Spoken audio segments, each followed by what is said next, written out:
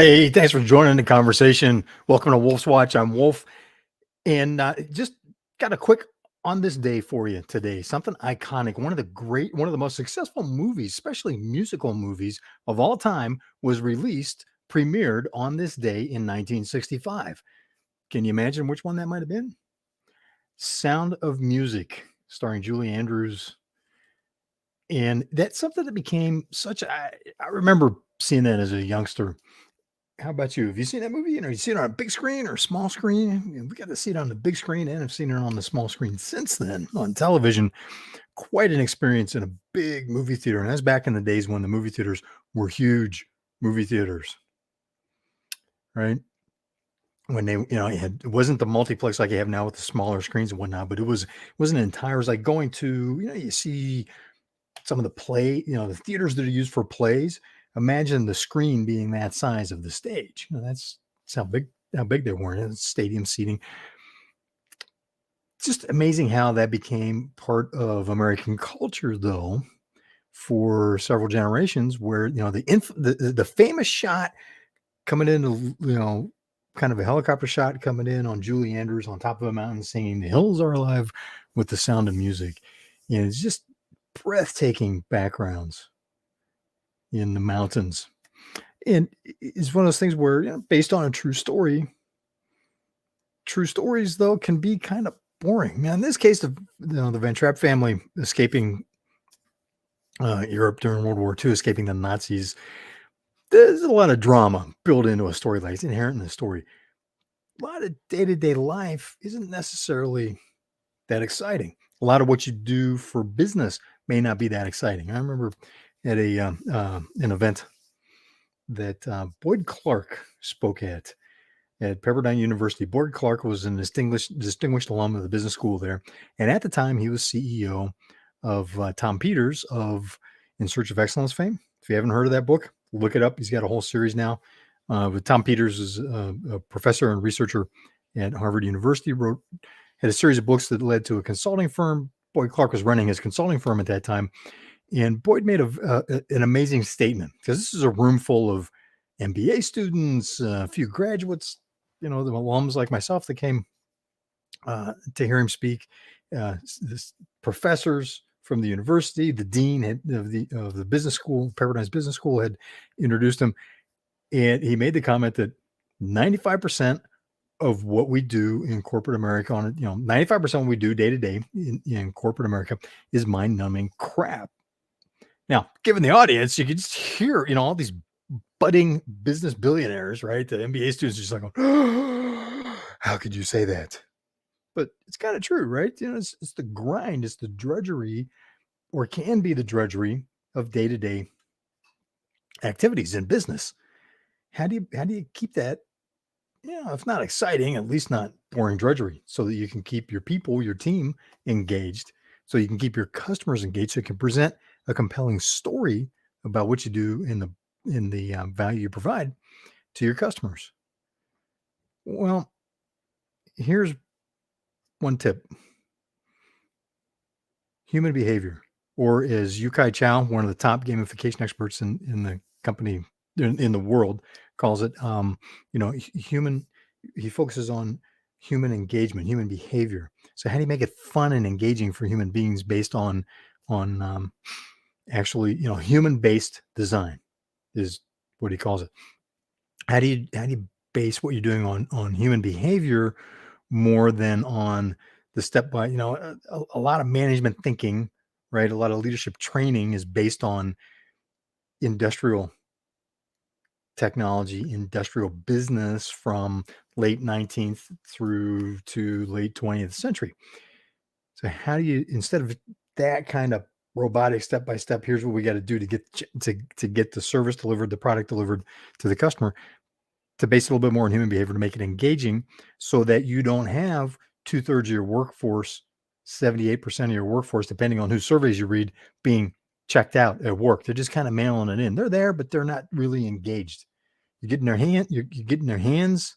This was something we were talking about in the 1980s in manufacturing environments. So we're getting people's hands. We want to bring their minds. So because they're the experts, they're doing it. Anybody who's doing it day to day has an expertise that people who aren't doing it day to day will never have. They got insight that people that aren't doing it every day will never have. But if you're only getting their hands and getting the job done, you're going to miss all of that insight. The how can you do it better? How can you add value? Which is so crucial right now in an inflationary time. And inflation is with us through 2022. Some experts are saying 2023. And, being able to add more value to stay ahead of the curve on costs so you can keep margins up, right? Higher value, higher levels of service, you can have higher margins, inflationary times or not. And to keep you out, second thing, keep you out of commodity markets. You don't want to, do you want to be Walmart or do you want to be Lamborghini? Now, those are two extremes.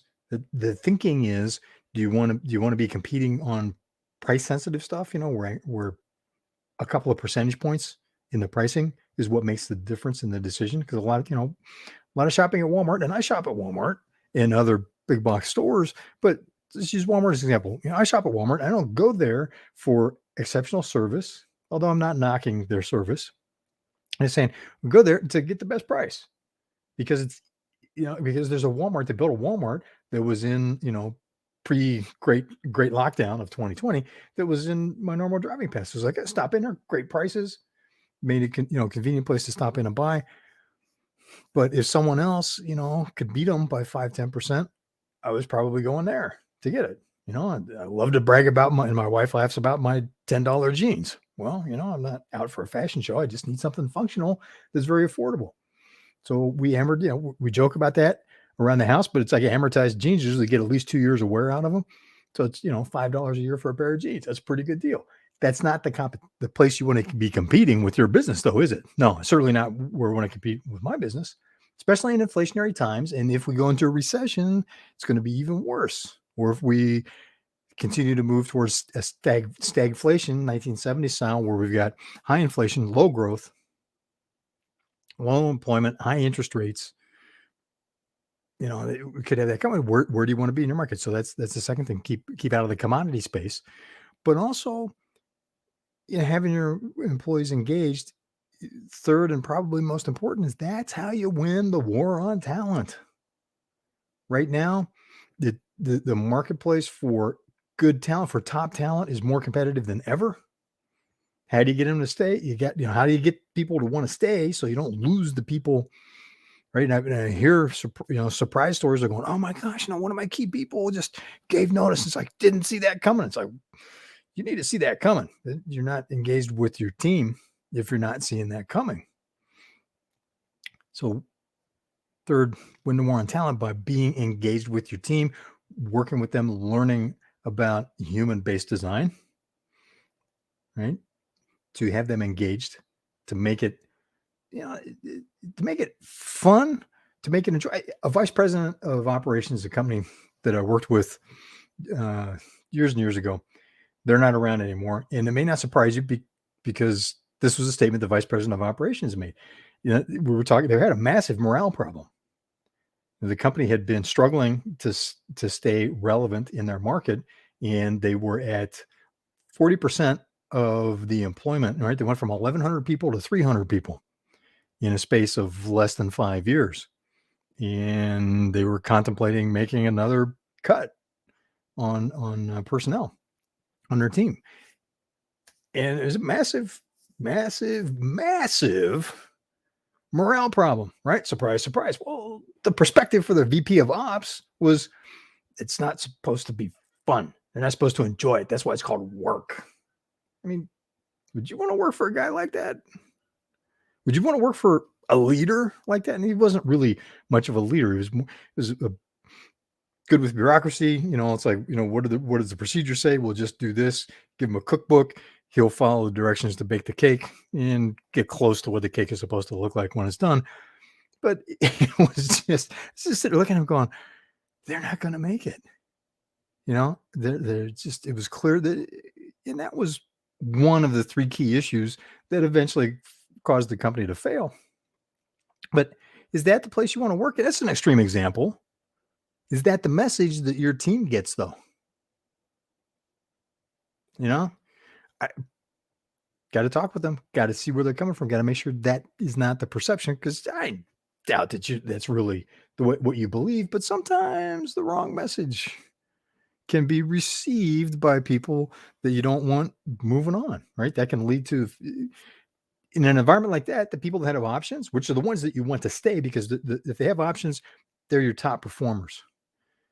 Those are the ones that are most likely going to move on because who wants to work in that environment unless they just have no choice, right? So, food for thought today on this day. Sound of Music released in 1965. Very engaging, still engaging today. How are you engaging your team and your customers? Thanks for being part of Wolf's Watch. I'll see you